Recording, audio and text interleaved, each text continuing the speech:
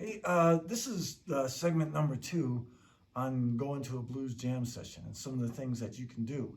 Now, jamming means basically improvising, making stuff up on the spot. You're a composer on the spot. And that means you got to have freedom, you got to have creativity, you got to take risks. Some things don't work. And then when they do work, it's like, nirvana. It's like, wow, man, this is really cool. But you can't get there unless you try. Unless you really try. And you have to be ready that if they don't work, that it won't be nirvana. It'll be just the opposite of that. Yeah. So if you get up on stage, you're vulnerable. But I don't think you'd be playing guitar, playing harmonica, playing in a blues band unless Whatever you play. Yeah, and you just feel like getting out there and expressing yourself. So some of the things that happen at jam sessions, some cool things that you can add to a jam to make the jam more interesting. Okay, we thought of a couple of them that we wanted to express to you. One of them is trading with another player. Okay, so John and I, we play a bunch of Allman Brothers stuff, out there when we're not. We play originals, we play all kinds of stuff. But the Allman Brothers stuff, One Way Out, is in A. It's an A, and everybody plays it. I don't have a slide here right now, but that would be fun. But what we're going to do is we're going to trade now. Since the blues form is 12 bars, right? It's 12 bars, and it divides neatly into fours, okay? So 4, 4, and 4 equals 12. It's been a long time since I had multiplication tables. Probably in the new math, there's a different way the of doing new math that is now. very tough, Anyways, I'm glad I'm not in school right now.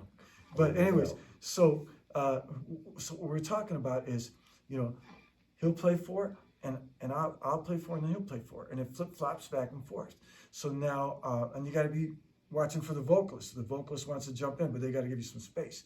But when your eyes and ears are open and you're listening, that's the way jam session works. And I have to listen to John. John has to listen to me because we're going to throw some ideas back and forth. Okay. Okay. So here we go.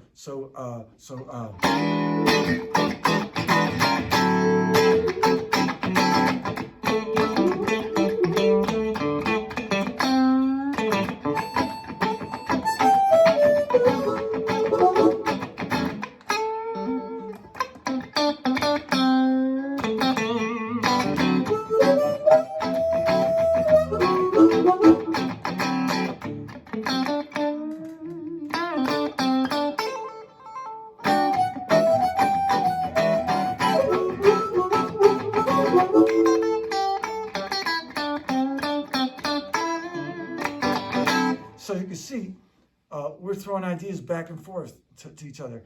And, unless you've got perfect pitch, and that doesn't always help, unless you're like really great at judging what note it is, you may not hit the exact note that you want to hit, but you work with it.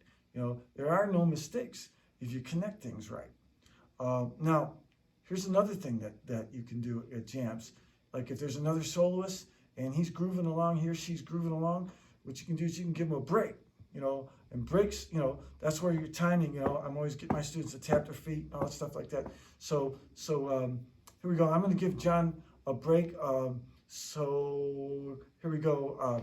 We're going to come from the 5 chord. So here we go. 1, 2, 3, 4.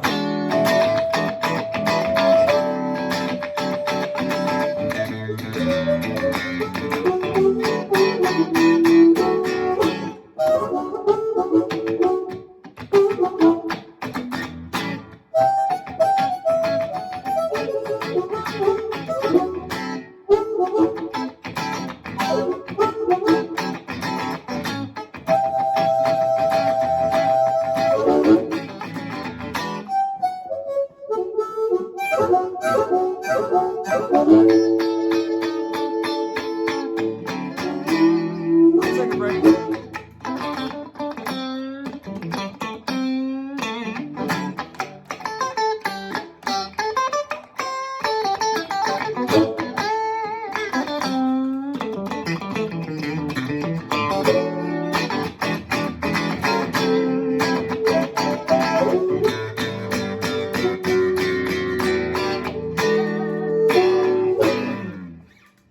Cool.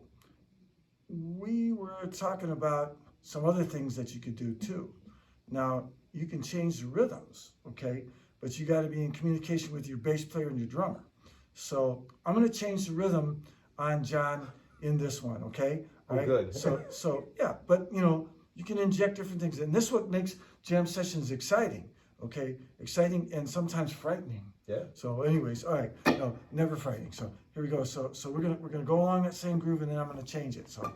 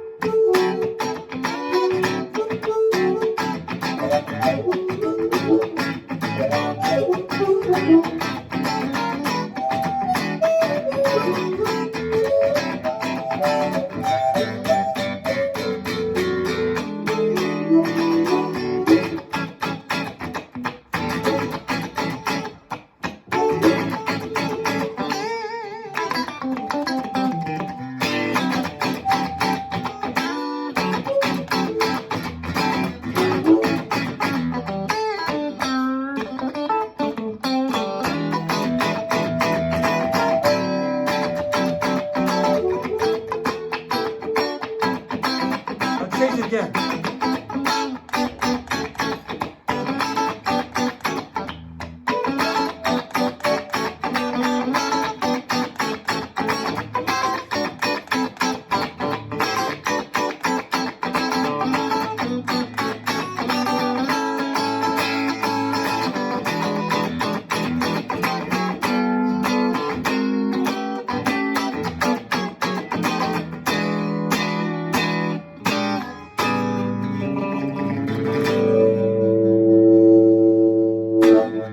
Okay, yeah. here's a very important part. Okay, Something good, that you good, gotta good, know.